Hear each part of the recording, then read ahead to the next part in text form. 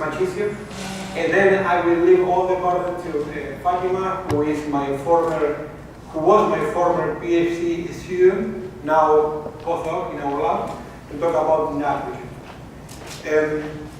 We believe that there is a lot of stuff that will be of your interest in this presentation, because actually all the analysis that you will see over these slides is based on the data that many of you have provided to your local NRDs over the past 10, 20 years. So many of you may have never had the chance to see how your data looks like, and have the opportunity for someone else to look at your data and put it in a much broader context and try to come up with something that is useful for you. Or at least something that serves as a starting point to start thinking what can be done to improve your yields or your input use efficiency, or both, but by the end of the day, do things that can help you to raise yields, protect the environment, and increase your profit. Because by the end of the day, what keeps farmers on business every year is by making money. So my presentation will have a strong focus on what can be done to increase or maintain yields while protecting the environment, but with an explicit focus to make sure that farmers will still make profit. Otherwise, what farming for? So as I said before, I will cover first the part of irrigation. And the idea here is to benchmark how yields and irrigation amounts compare with what we believe should be a reasonable amount to be applied in each field. So let me explain you first this very complicated but actually very easy chart. Here you have the irrigation, total irrigation applied during the growing season. You have maize on the in the upper charts, soybean in the bottom charts. These are from year 2005 to year 2013. Charts on the left corresponds to the tri-basin NRD, basically Phelps County, and the charts on the right corresponds to the lower Niagara. That would be the north central Nebraska. And these funny boxes here represents the range in applied irrigation by producers. So for example, if we pick tri-basin in year 2005, you can see that farmers growing corn there apply irrigations amounts ranging from maybe 20, 25 millimeters up to 750 millimeters. And by the way, sorry for not converting the units to the English system. Basically, 25 millimeters corresponds to 1 inch. So as you can see, despite all these farmers were located within the same region, there were some of them applied very little irrigation, and some of them applied a lot of irrigation. And you can see that that kind of wide variation in irrigation amounts is consistent across all years, across NRDs, and across crops. So, in other words, if you pick a group of farmers in a given region, the same climate, the same soil, you will see that some of them are applying little irrigation, some of them are applying a lot of irrigation, some of them are in the middle. So, what does it mean? Maybe there is an opportunity there for some of them who apply too much irrigation to apply a bit less. And by doing so, save money and improve profit. Some of them may not be applying enough irrigation, and they need to apply more to increase yields and increase the profit. But again, there is a wide variation in irrigation amounts within the population of farmers. So what's behind? So our objective for this project was to create a framework to benchmark on-farm irrigation. And the second goal was to identify opportunities for producers to improve irrigation management without hurting yields. Because the goal here should be to try to protect the environment, but that cannot happen at the expense of farmers' profit. So we used this database that included probably some data from your fields, that included more than 500 fields planted with corn and beans during 2010, 11, and 12 For each of these fields, we have information about the applied irrigation measured using flow meters, yield, management practices, soil, weather. And the beauty of this database is that it covers a quite wide range of climate conditions, from very wet years like 2010 to drought years like 2012. And this map here shows the distribution of the fields across Nebraska. You can see that we are covering pretty well the area where most soybean and corn production takes place. And you can also see that we have quite many fields here in the area of the upper Lakewood. So again, many of the fields that you will see along these slides may correspond to some of your fields. So for each of these fields in the map, we estimate two parameters, okay? Two indexes. One was the irrigation water surplus, which basically is the difference between what the producer is applying now in terms of irrigation water compared with what would be the optimal irrigation amount for that field if the producer would have followed a perfect, very timely schedule.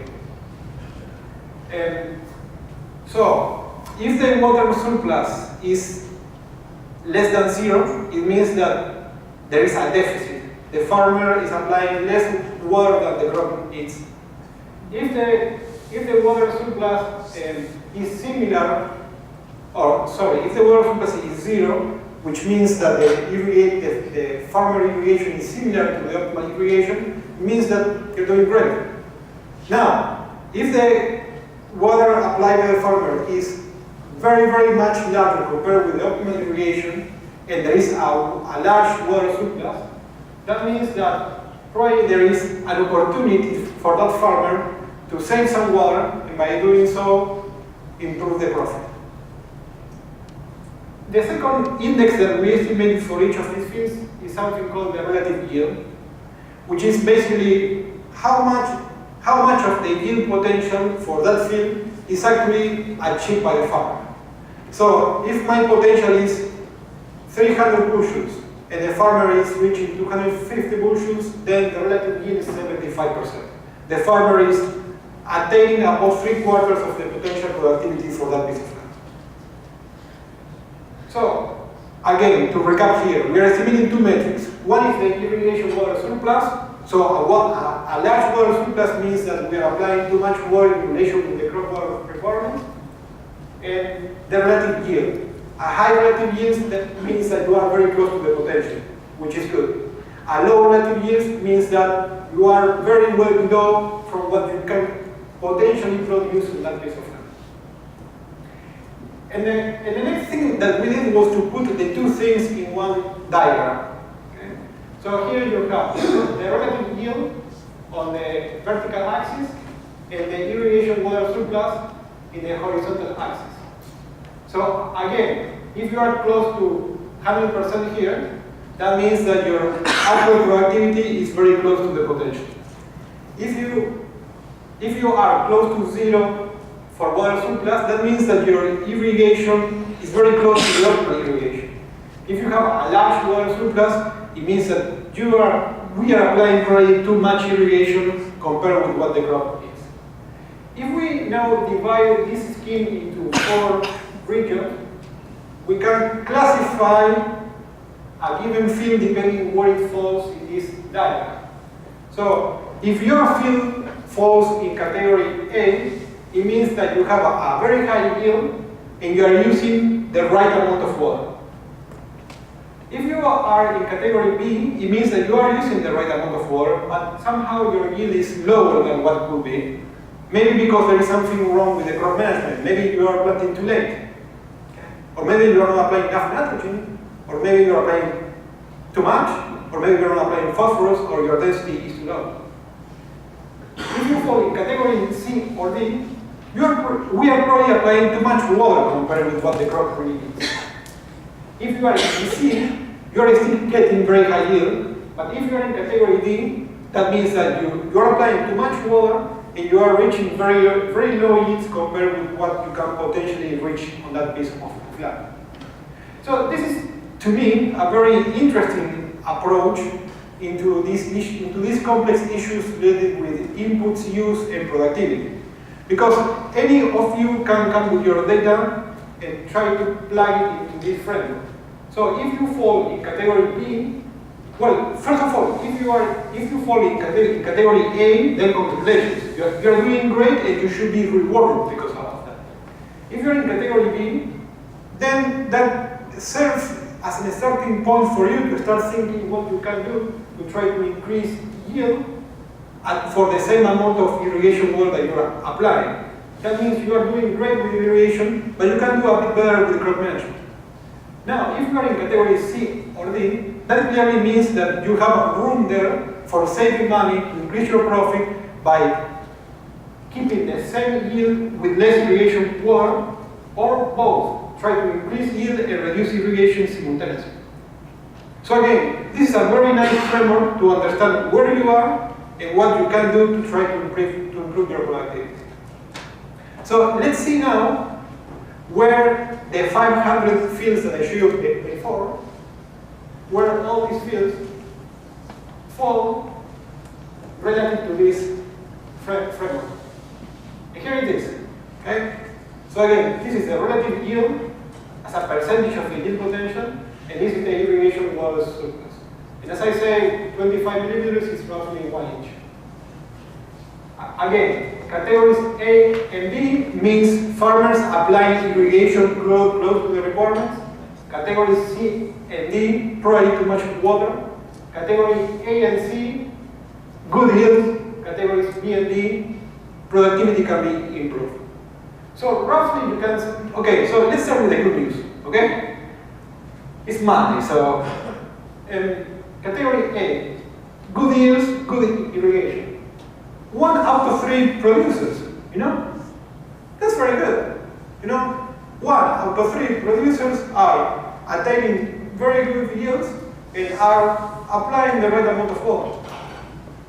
And also, this proves that attaining very high yields and making efficient use of resources is realistic. It's not like a dream. So if someone tells you that it is not possible to achieve high yields and also be environmentally friendly, well, I would question that person. Because this data shows that you can reach high yields and at the same time being very, very efficient in the use of irrigation water. So those are the good news. 1 out of 3 Nebraska farmers is doing an excellent job in attaining high yields and applying just the right amount of irrigation. Good news. Now, having recognized the good news, let's look at what can be done to improve things a bit further. So you can see that if you look, for example, at category C and D, you can see that there are about 40% of fields that clearly have an irrigation surplus. That means that probably these farmers are applying too much irrigation compared with what they should. And this is not about saving water for the sake of saving water. This is money. This is money that gets burned because we are applying too much irrigation. And the same with nitrogen. If we apply too much nitrogen, yes, it's about the nitrogen, the environment, but it's about the farm economy. Water or nitrogen that gets lost is money that gets lost. So there may be ways to save that water, to save that nitrogen, to save costs, to improve your profit, and by doing so, also make a contribution to the environment. So again, bottom line here is that overall, 1 out of 3 farmers are doing an excellent job. On the other hand, it seems like there is a quite good room for improving things for another 40% of the population of producers as we said here. And that's a good opportunity, okay? So let's look at the bright side. There is an opportunity to improve profit without hurting yield.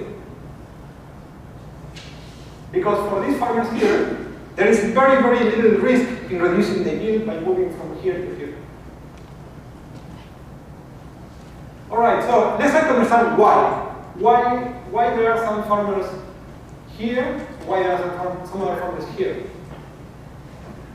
So this plot here shows the water surplus. Again, when the water surplus gets too high, it means that there is too much water excess. That means money that gets lost. And here on the horizontal axis, I show different soil types. So soil types with low water storage, that would be a sandy soil. Soils with an intermediate soil water storage, that would be a fine texture soil. And simply clay loam soils with higher soil water storage in the upper 3 feet of the profile. So as you can see, when we look at producers farming in good soils with good water storage, you can see that they were applying irrigation amounts that were reasonable. That they were not exceeding too much the irrigation water requirements for those fields. However, as we go to more sandy soils with low water storage, it seems like there is a perception that the water is never going to be enough, in a sandy soil. And it's in those cases where we found out that there is an excess of water. In other words, we found that producers tend to apply a little bit too much irrigation, especially in sandy soils, or in soils with shallow, or in shallow soils. In general, in soils with low water storage. And it was surprising because when we estimate the irrigation water requirements for these fields, we took into consideration that those soils were sandy. So our irrigation water requirements for these soils were higher compared with these soils. In spite of that, we still found that farmers would apply too much irrigation in those fields compared with what they should have. And again, this is not about irrigation water getting wasted, it's about money getting wasted. So there is something there. So if I am an NRD manager and I look at this data, I will start thinking about what kind of program I can implement to help farmers in sandy soil, for example, to maybe schedule irrigation in a much better way or in a more timely way. Always understanding the context of the producers, because there may be reasons why producers may be doing this that goes beyond the analysis. And it's important to understand those reasons in order to work out a solution. But again, this helps as a starting point to start thinking of what can be done to try to improve farm profit, and by doing so also improve the way we care about the environment. And talking about irrigation scheduling, we believe that that's an important component related with the water surplus. What we did here was a very interesting analysis in which each of these 500 fields was categorized based on the type of irrigation scheduling that farmers were following. So in some cases, farmers will use very sophisticated web applications or water balances or soil sensors, soil water sensors to schedule the irrigation. In some other cases, they will go out there and fill the soil. Or in some other cases, they will just look at the crops from the truck and say, okay, irrigation, or no irrigation. Or maybe in some other cases, they will look at the neighbor and say, oh, my neighbor is irrigating, he's a smart guy, I also need to irrigate. So that's the kind of responses that we got across these 500 farmers. So what we did was to group these 500 farmers into 3 categories. In the first category, we grouped fields or farmers that were scheduling irrigation based on water sensors or soil water balances. In the second category, we group farmers that will look into soil samples and fill the soil, and based on that, decide whether to irrigate or not. And then in the third group, we group those fields that follow more coarse irrigation method, if you want to call it that way, which will include, for example, a fixed scale that is 1 irrigation per week no matter what, or visual inspection of the crop, or just, for example, follow what the neighbors does. So about 22% of the fields were in category A, 64% of the fields were in category 2, and 14% of the fields were in category 3. And we look at the irrigation surplus and the relative yield in these 3 groups of fields. So here you have the irrigation water surplus, the relative yield, and you have here group 1, Group 2, and Group 3. Remember, Group 1, more sophisticated methods to schedule the irrigation. Category 3, more coarse irrigation scheduling methods. What did we find? We found that for Category 1, the water surplus was around 0. That means that farmers were applying about the right amount of water that the crop needs.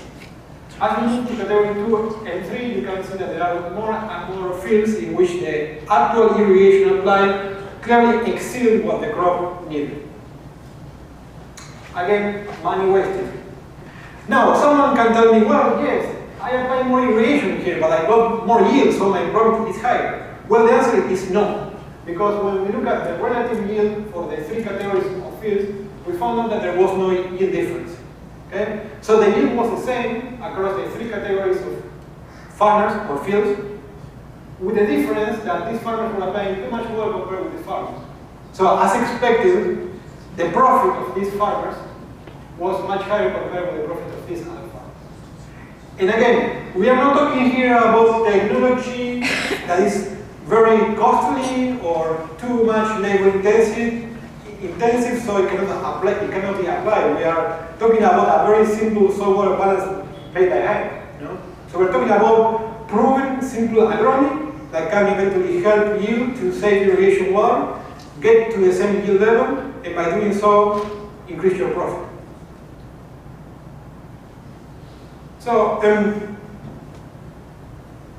I guess my intention with this presentation is to serve as an inspiration for you to start thinking about, okay, where I am now, where we are now,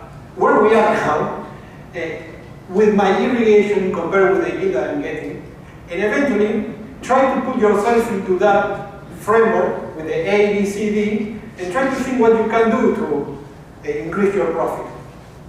Maybe you're doing well already and there is nothing that you should change. Maybe you're in category A, you are achieving high yields with the right amount of irrigation, just don't touch anything. Yeah? But now, if you maybe find out that you are in categories D and C, applying too much water irrigation in the crop water requirements, that probably means that there is an opportunity for you to save water, get the same yield, and make more money. And I believe that especially during these times of low commodity prices, we should be receptive to that kind of ideas, because there may be not many opportunities to increase yields too much more further. The prices are low, so maybe considering how to reduce cost through better management of our inputs, that may be something that you will be interested to explore.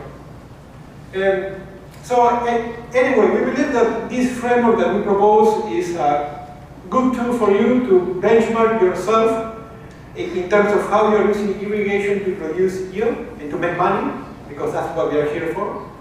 And we found out that in the case of Nebraska, there is a quite large room for improving things further. So overall, we are doing good. 1 out of 3 farmers are doing great. But we are human beings. We always would like to see things doing better. So we found that, for example, through a better irrigation management, through maybe programs to work with farmers on this risk perception about irrigation in sandy soils, may be something that may help. And finally, I believe that there is, beyond farmers, besides farmers, I believe that this kind of framework and information is very useful for NRDs managers and policy makers, because it can help them to prioritize much better any investment or research and extension programs, to inform policy, and eventually to monitor the impact over time. Because let's say that we implement a program tomorrow to help farmers to adopt irrigation scheduling methods so that they can save water without reducing the yield. Well, if we want to do that, let's also make sure to monitor the whole thing, follow with this framework to see where we are now and how we are changing over time, so that eventually we can help our Nebraska producers to produce more using less water, and by doing so improve their profit and make a contribution to the environment.